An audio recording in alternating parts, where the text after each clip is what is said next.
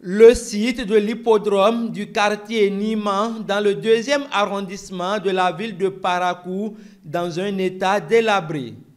Lancé en 2018 par la mairie de Parakou avec le soutien financier de son partenaire, la Loterie nationale du Bénin, les travaux devraient durer 3 mois.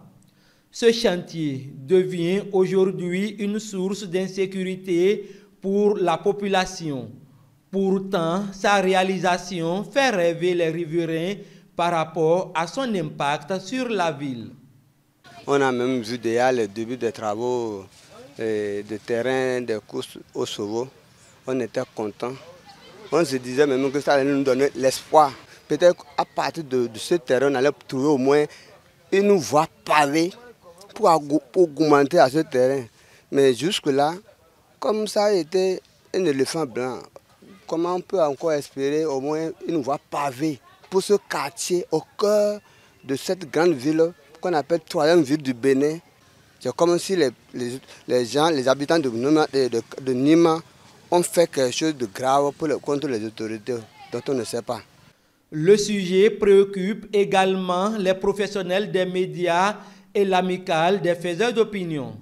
Il va falloir que ce dossier du hippodrome de Parakou soit réveillé, qu'on puisse situer les responsabilités. L'argent est passé par où? Pourquoi est-ce qu'on n'a pas pu concrétiser ce projet qui était vraiment très important?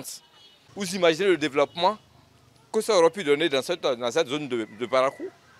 Mais depuis, plus rien. Malgré l'avance que la Loterie nationale de Gaston-Zossou, je crois, en son temps, a eu à donner à la mairie de Parakou.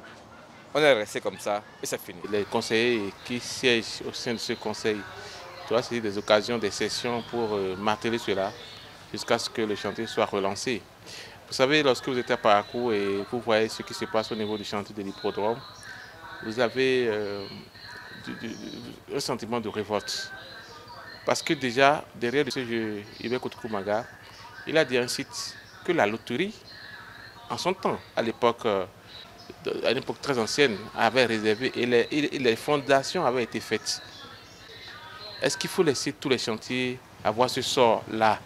Les différentes associations de veille citoyenne et la justice sont également sollicitées pour voir ce projet se concrétiser. Qu'on fasse ces courses-là, ça aurait pu faire venir le tourisme vers Parakou et faire rentrer des devises dans les caisses de la mairie de Parakou. Mais malheureusement, c'est resté en état jusqu'à ce jour et on ne nous dit rien. On ne nous dit rien. Et c'est en ça que je demande souvent, ça ne fait pas du 2 poids 2 mesures au Bénin. On n'a plus véritablement d'association de veille citoyenne. Hier, nous avons connu Al-Kawali, Al-Khiri et Tembi. Aujourd'hui, sur la scène, vous ne verrez que Tembi. Or, si les trois se mettaient dans la danse, ça peut montrer la pertinence du dossier, ça peut amener les gens à prendre le dossier au sérieux. L'animation est une continuité. Aujourd'hui, tous les regards sont tournés vers l'équipe que dirige le maire Innocent Sabri Djibé. Je veux bien croire que ce défi sera relevé par son équipe. Interrogé sur les différentes démarches du conseil local, le chef quartier par intérim dit avoir adressé des courriers au conseil municipal pour la relance du chantier. Pourtant, sa concrétisation serait un grand acquis pour Inoussa Chabizime dans le développement de la commune de Parakou. Les citoyens attendent toujours la réalisation de ce beau rêve à travers l'interpellation des acteurs impliqués dans ce projet.